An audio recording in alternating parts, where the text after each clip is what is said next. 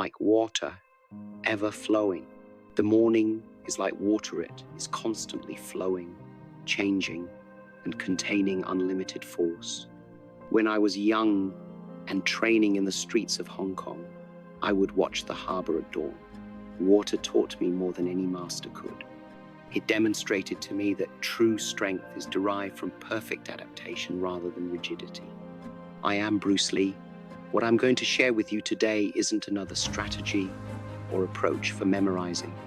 It's a reality I learned after thousands of minutes and countless hours of searching for the essence of what makes a fighter unstoppable. Water flows into a cup and becomes the cup. When it flows into a teapot, it becomes that teapot. This same idea guides our morning consciousness. The first light of morning is your cup. How will you pour into it? Most individuals dislike the morning. They resist it, attempting to remain hard like ice. But when ice breaks, water flows. In my garden in Kowloon, practicing my forms before the sun rose, I realized that the morning doesn't care about your name, style, or accomplishment. The morning light seeps into every corner of your being, revealing your true nature, just as water does through cracks. There is nowhere to hide and no disguise to wear. It's just you, looking at your own reflection in the still pond of consciousness. I recall those quiet dawns, feeling the dew beneath my feet, hearing the first birds greet the day. Even then, I knew that what distinguished the ordinary from the extraordinary was not what they did in public. It was who they became in those quiet moments when the only witness was their own spirit. Your morning feels like an empty vessel. If you fill it with rigid thoughts and predetermined limitations, it becomes exactly that, a prison of your own design. However, if you empty your mind, becoming formless and shapeless like water each dawn, becomes a portal to infinite possibility. The morning can either flow through you or crash into you. The choice is yours. Let me tell you what the water taught me about these sacred hours, not as someone who conquered the morning, but as someone who learned to flow with it. Because while others saw sunrise as the end of rest, I saw it as the start of transformation. Remember that water, in its gentlest form, can cut through solid rock, not through force, but through persistence. Your morning practice is the same. It's not about aggressive domination of the day. It's about flowing persistently toward your true potential. Are you ready to become like water, my friend? In my years of training, I discovered that each hour of the morning carries its own energy, its own significance. But it was the hour before sunrise that held the greatest power, what the ancient Chinese called Zorathi hour of midnight's water. When I trained in the streets of Hong Kong, an old master once told me, "Young man, you chase power like a tiger chases its prey, but true power, it rises with the morning mist." At first, I didn't understand. Like most young martial artists, I thought power came from speed, from strength, from technique. I was wrong. You see, the dawn holds secrets that most will never discover. In those moments when night surrenders to day, there exists a perfect balance of yin and yang. This is when your Kai, your life force, is most receptive to change. I learned this not from books, not from teachers, but from experiencing it day after day, year after year. Think of your consciousness like still water in a pond. During the day, it is disturbed by countless ripples, thoughts, worries, distractions. But in these early hours, the water is perfectly still. This stillness, this clarity, this is where true power begins. I remember one morning in particular, I was training by the harbor, practicing my forms. As I moved, I noticed how the first light touched the water. The water didn't resist the light. It didn't question it. It simply embraced it. It became one with it. That was the moment I truly understood what it meant to be formless. Most people wake with the sun already high, their minds clouded with yesterday's thoughts and tomorrow's concerns. The warrior, the true martial artistress, is before the sun, to catch the essence of tranquility. This is not about discipline for discipline's sake. This is about understanding a fundamental truth. Your morning mind is like uncarved Jadipure potential waiting to be shaped. In the quiet of dawn, you can hear your own heartbeat, feel the rhythm of your breath. This is when you are most capable of what I call emotional content, the ability to feel, to understand, to transform, not through force, but through awareness. Not through resistance, but through harmony. You see, the dawn doesn't just mark the beginning of a new day, it marks the death of your old self and the birth of your new self. Each morning is a small death, a small rebirth. And in this cycle lies the secret to constant growth, constant evolution. Remember, water doesn't worry about whether it will flow. It simply flows. The dawn doesn't concern itself with whether it will arrive. It simply arrives. This is the kind of certainty, the kind of natural power that you must cultivate in your morning practice. The question is, are you ready to embrace the power of dawn, or will you continue to live in the shadows of mediocrity? When you first open your eyes, in that moment between sleep and wakefulness, most people rush to fill their minds with thoughts, with plans, with worries. But I discovered something profound in that delicate moment. The art of emptiness. It begins with the breath, not the shallow breathing of sleep, but the deep, conscious breath of awareness. As I lie there, I first observe my breath like a watchful guardian at a gate. Each inhale brings clarity. Each exhale releases the remnants of sleep. This is not meditation, as many understand it. This is consciousness becoming conscious of itself. In those first moments, your mind is like a calm pool of water. Every thought, every intention you drop into it creates ripples that will affect your entire day. This is why I never reached for newspapers, never rushed to plan or worry. Instead, I learned to cultivate what I call the mind before thought. My first seafood taught me forms. My second seafood taught me technique, but it was the water that taught me to be. The morning it taught me the most valuable lesson, how to prepare the mind for combat with the greatest opponent you will ever face yourself. The mental preparation I developed wasn't complex. Complexity is the enemy of effectiveness. Instead, it was about understanding a simple truth. The quality of your thoughts determines the quality of your actions. Like water adapting to its container, your mind must learn to adapt to the vessel of each new day. I discovered that by taking these first moments to empty my cup toe, clear away preconceptions, expectations, and rigid thinking, I could approach each day with the mind of a beginner. And in this beginner's mind lies the seed of true mastery. Most seek to fill their minds with knowledge, with techniques, with plans. But I tell you, this true power lies not in accumulation, but in cultivation. Like a garden must be weeded before new seeds can grow, your mind must be cleared before true strength can emerge. Your thoughts in these first waking moments are like the first drops of water that will become a mighty river. Choose them carefully. Let them be pure. Let them be powerful. Let them flow naturally from your true self-worth, from the expectations of others or the limitations of yesterday. Remember, the mind is like water. When it becomes agitated, it becomes difficult to see. But if you allow it to settle, everything becomes clear. This clarity, this is the foundation of all that will follow. Are you ready to master these first moments? To transform your mental preparation from a routine into an art? The choice, as always, rests within. The body, it is more than flesh and bone. It is an expression of a man's goal. Each morning as consciousness awakens, the body must follow in a dance as old as humanity itself. Let me share with you what I discovered about awakening the warrior's body. I begin with silence and not the calm of sleep, but the alert stillness of a cat before it springs. From this calm comes the first movement, a deep breath that reaches not only the lungs, but every cell. This breath is like the first ripple in a quiet pond, awakening energy that has lain latent through the night. In my early days in Hong Kong, I learnt the hard way that rushing into movement was like attempting to force a flower to bloom. The body has its own wisdom, its own timing.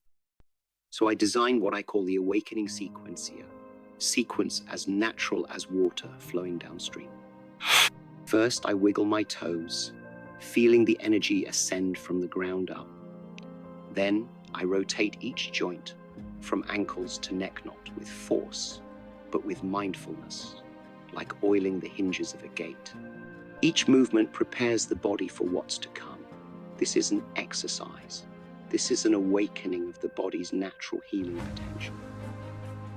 The spinates like the trunk of a massive tree. I slowly roll it, vertebra by vertebra, allowing it to find its natural posture. Many people focus solely on muscles and strength. True power, however, runs via a spine that is both supple and stable, like a young bamboo or an aged oak. Then comes breath training, not the mechanical breathing of everyday life, but what I refer to as combat breathing. Deep, controlled breaths that provide energy to every cell, 3 sets of 9, each deeper than the last. This is not only about oxygen, it is about chi, the life force itself. In these early moments, I found that the body communicates in its own language. Tension and tightness convey messages. Do not fight them. Pay attention to what they say. Allow your action to flow smoothly around any impediment, just as water does around rocks. Some days my body feels like lead. Some days it feels as light as a feather. Both are perfect. Both are perfectly normal. The idea is not to judge or force, but to comprehend and adjust.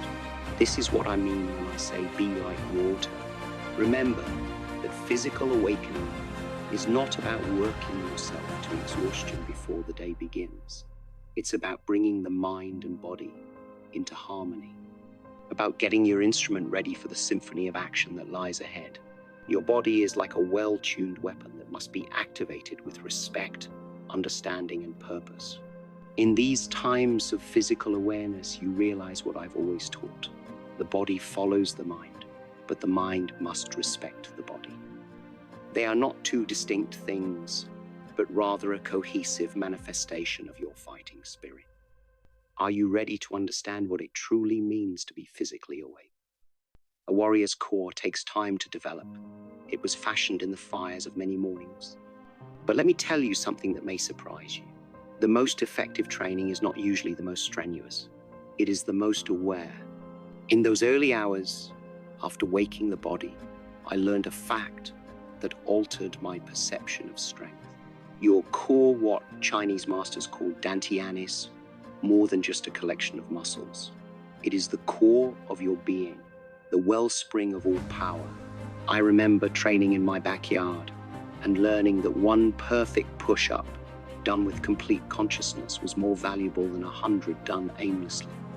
This is not about counting repetitions. It is about making every movement a reflection of your desire, intention, and spirit. My morning workout was not what you'd anticipate. I started with what I call silk movements, which are exercises that flow like silk being unrolled. Each movement begins at the core, like ripples spreading from the center of a pond. A punch is not simply a punch. It's a display of power that flows from your center to your fist. Take a plank position. Most people hold it in tension, with struggle, but I learned to contain it like water keeps its surface tension, calm above and forceful below. Spend 3 minutes in this position, inhaling deeply and feeling each muscle engage not with force, but with awareness. This is how you develop both strength and control. The Dragon Flags exercise demonstrates the underlying nature of core power. However, most people do not grasp that it is not about raising your body. It's about becoming as light as a leaf while remaining as strong as a mountain. Each repetition represents a discussion between gravity and will. The secret to morning training is not the activities themselves, but the mindset behind them. When I practice ab rollouts, I'm not only working my muscles, I'm also developing controlled expansion and contraction. Water flows and recedes with the tide. True strength, I realized, comes not from stress, but from striking the exact balance of relaxation and involvement. Water is gentle, yet forceful. Your early workout should promote both attributes. This is what I mean when I say that the stiffest tree is more readily shattered. But bamboo or willow survives by bending with the wind.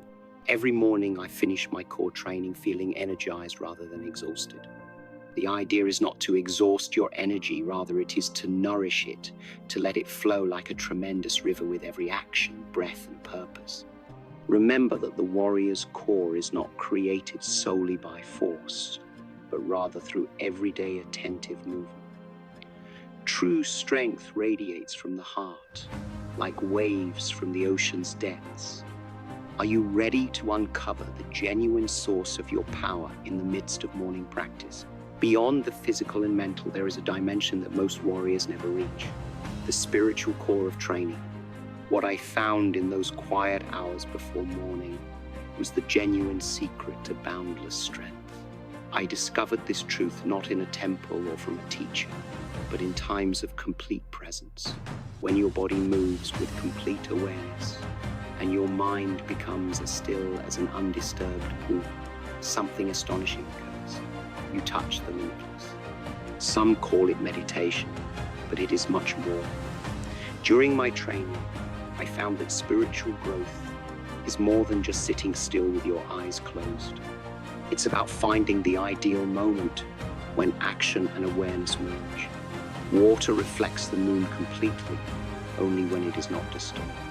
And your spirit reflects truth only when you attain the state of pure being.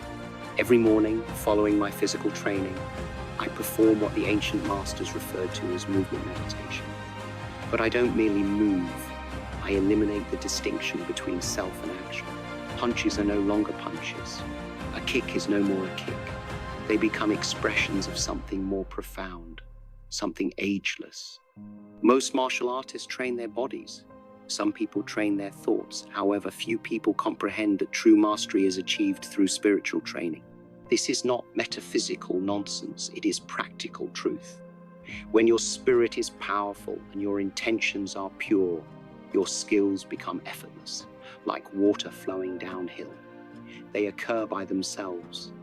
In the early morning hours, I practice emptying my cup completely, not just of thoughts, but of the fundamental concept of self.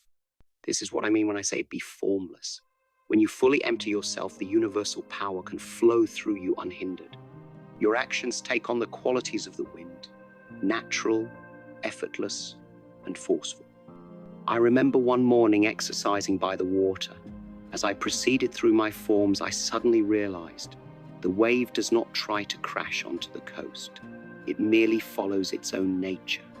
This is the core of spiritual training, not to force or try, but to be so in tune with your actual nature that power comes spontaneously. Each morning you have a choice: practice as a movement technician or train as a spiritual fighter.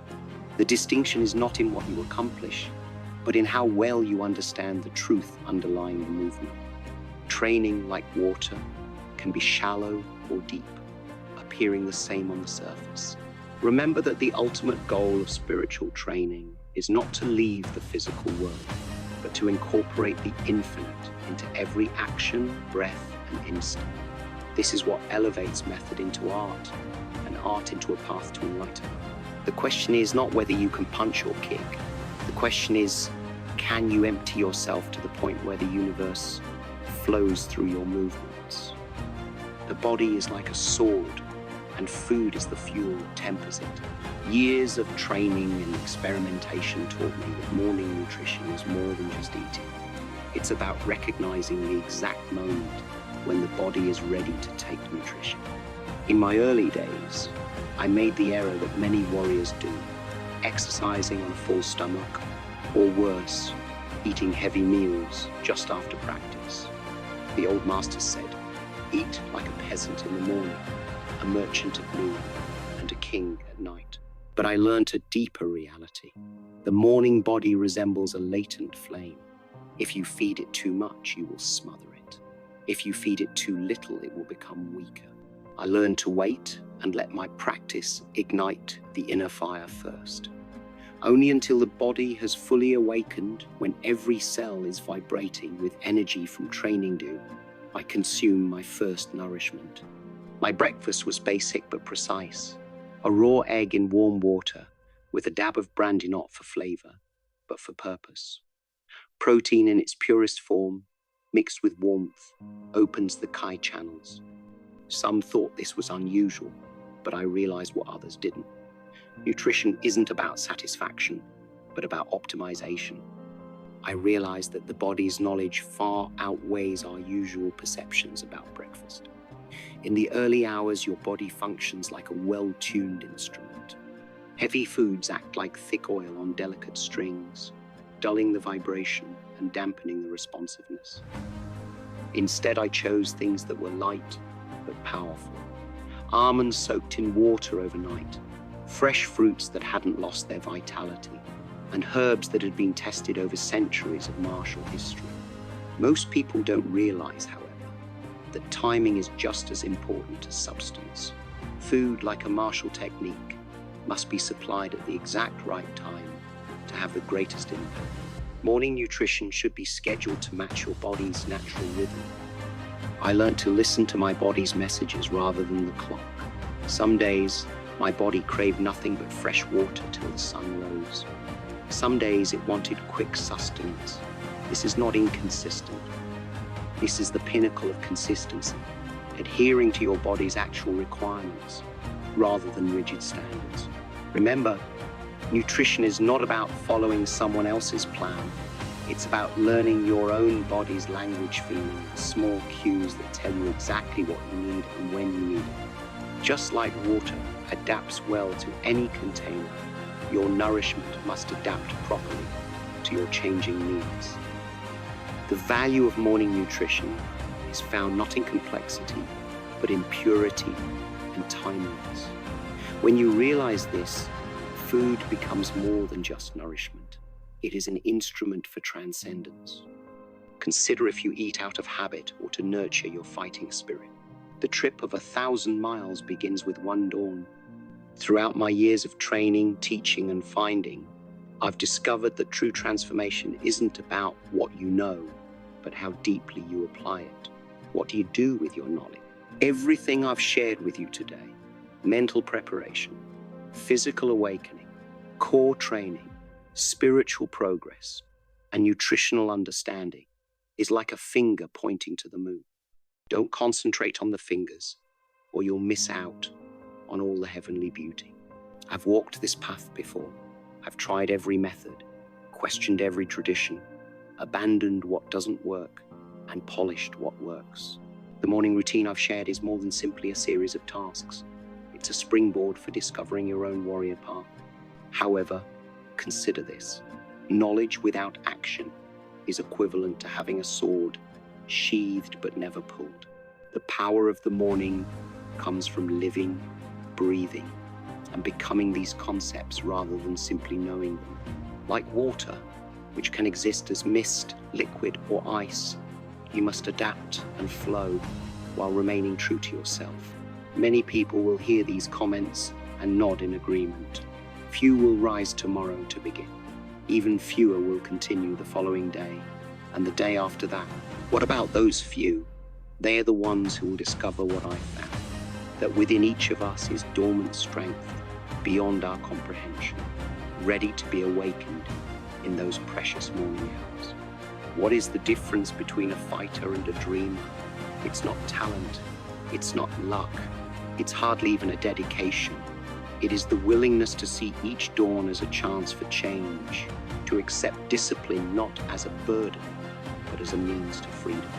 I come before you not as a perfectionist, but as someone who has discovered a means to always evolve. Each morning represents a new beginning, a new opportunity to communicate the inexpressible, accomplish the unachievable, and become the impossible. Now, the decision there in front of you, like a blade waiting to be gripped. Will you carry on as you have, letting your mornings slide away like water through your fingers? Or will you rise tomorrow before the sun to begin this transformational journey. Remember my words. Be water, my friend. But more than that, be the force that propels the water. Be the calm before action. Be the power that flows without any force. Be the warrior who emerges before the world awakens. The morning is waiting for you. The path is open. The time to act is now. This is Bruce Lee telling you that the main question isn't whether you can accomplish this. The true question is, are you prepared to learn who you truly are?